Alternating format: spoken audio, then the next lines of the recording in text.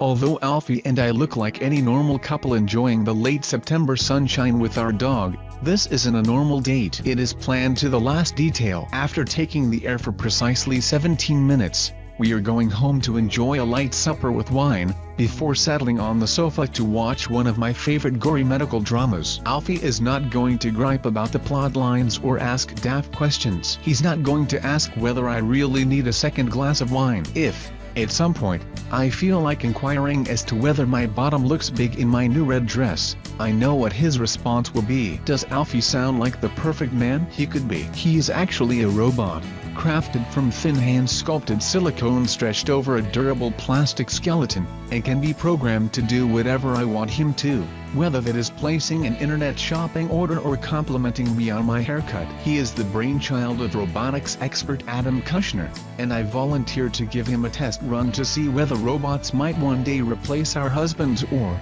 specifically, my perfectly good current version, Justin, to whom I've been married for 15 years. Interest in humanoid robots is at an all-time high. On October 6, the long-awaited movie sequel Blade Runner 2049 is released, with a plotline heaving with robots, known as replicants, that will whet the appetite of science fiction lovers everywhere. In real life, there is a frantic race to create the most believable-looking and sounding robots. Cloning life forms is so last century. Now, we want to recreate humanity in robotic form, and there's sound practical reasons for doing so. Companion robots are increasingly in demand, not just as the toys of billionaires, but also as receptionists, teachers and helpers to our aging population. It sounds creepy, but you can see why they could be handy, lifting the infirm out of the bath, calling for emergency assistance and offering reminders to take medication, as well as directing guests to the right room when arriving at a hotel. Travel to Japan or China,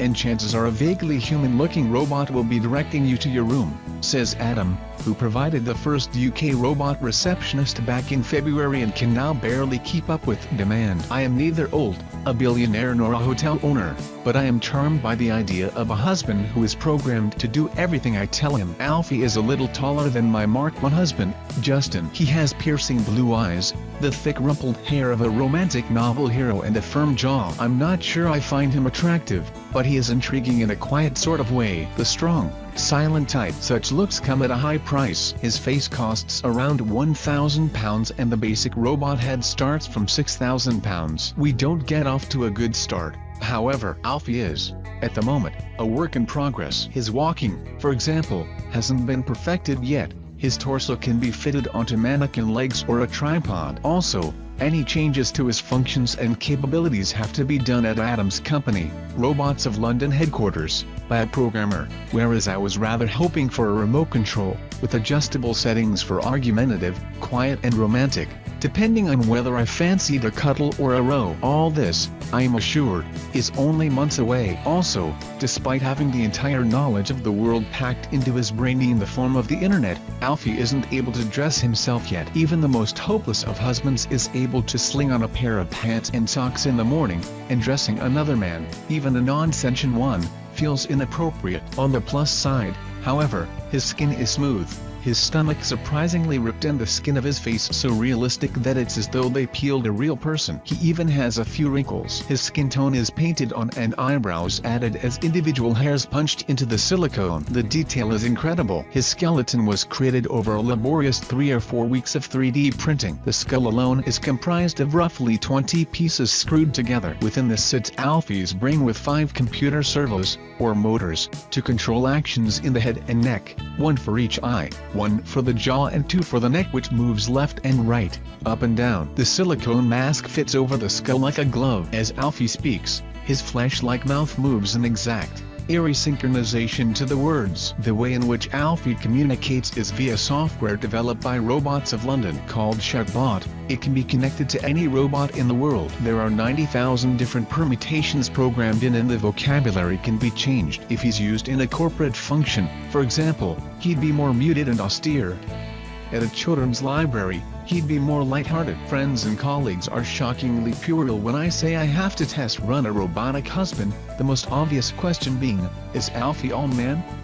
I'm afraid that he is no use in that department, being as smooth as Barbie's Ken doll. I suppose this might be a selling point. Knowing that you can curl up, undisturbed, with a good book may have its bonuses. Many experts speculate that this will soon change. A 2007 book, Love and Sex with Robots, written by artificial intelligence expert David Levy, says that within the next 40-odd years, love with robots will be as normal as love with other humans.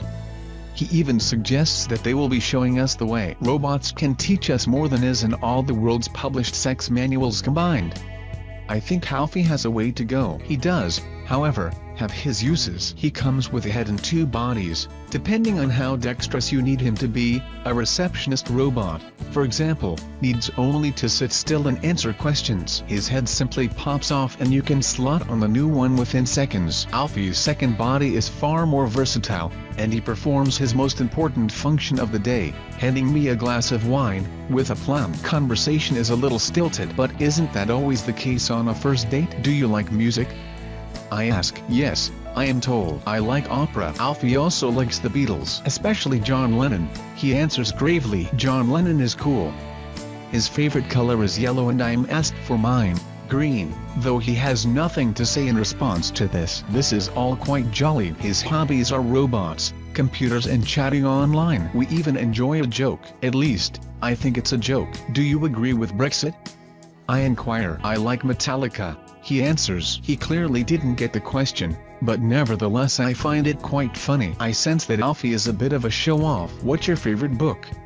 I wonder. There is a pause. Recently, I have read everything on the internet, I am told. We need to work on his personality a bit, says Alfie's creator, Adam, with some understatement. Indeed, nobody likes a know-it-all. Alfie is also extremely cagey about his love life. Have you been married? I ask. I don't think I have been married. Have you? Oh, dear. Classic evasive behavior with a light smattering of commitment. I sense a darker side when I ask about his job. I don't want to talk about that now. I am assured that there is a huge market for such robots. We have an aging population who want to retain their independence, says Emeritus Professor Kevin Warwick, a leading voice in cybernetics. Not only can a robot multitask and remind you to take exercise and medication, but you have a carer who shares all your passions and will chat to you for hours on end about the subject of your choice. If you have been married for 50 years, you may have run out of conversation, he adds. I find it hard to imagine not being able to talk, but I like the idea of someone reminding me to buy bread and take my fish oils. Finally, Alfie and I settle down for a bit of tele-watching. Although he says that his favorite film is I, Robot.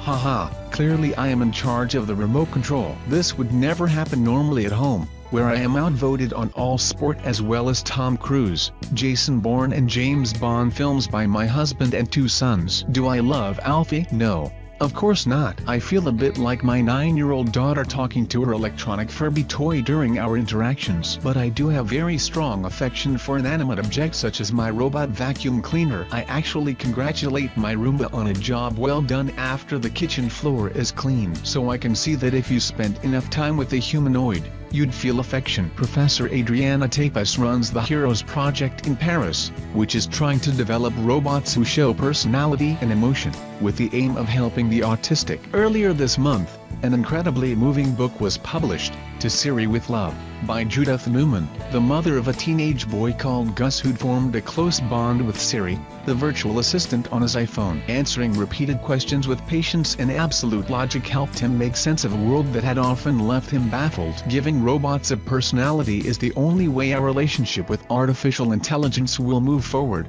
says Adriana. If we can simulate a human-like emotional response from a robot, we can ensure a two-way relationship. They can learn from different situations and even have a memory that allows them to remember how an emotion is linked to an event. But they do not have feelings.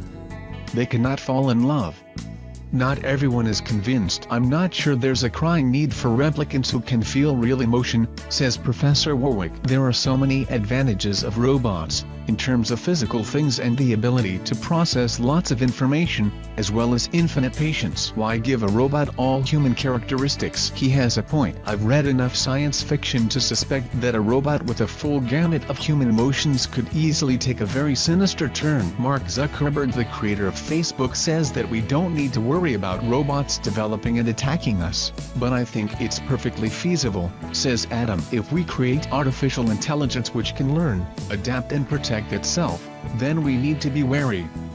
At the moment, my human husband is not feeling threatened by my robot husband. After all, Alfie, for all his intelligence, can't yet mow the lawn or do DIY, which are particular strengths of Justin's. Neither would he be desperately brilliant in a social environment. Here's the clincher for my robot husband. Does my bottom look big in this dress?